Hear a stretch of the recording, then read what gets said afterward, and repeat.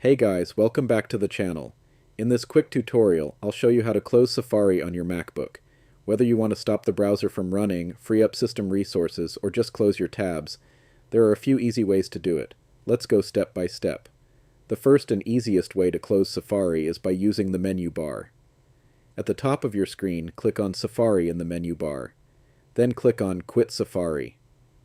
As soon as you click it, Safari will completely close on your Mac. Another quick method is using a keyboard shortcut. Make sure Safari is the active application, then press Command plus Q on your keyboard. This instantly closes Safari and all open Safari windows. You can also close Safari from the dock. Look at the bottom of your screen and find the Safari icon in the dock. Right-click on the Safari icon, and then click Quit. Safari will close immediately. And that's it. Those are the easiest ways to close Safari on a MacBook. If this video helped you, make sure to like the video and subscribe to the channel for more Mac tutorials and tips. Thanks for watching, and I'll see you in the next video.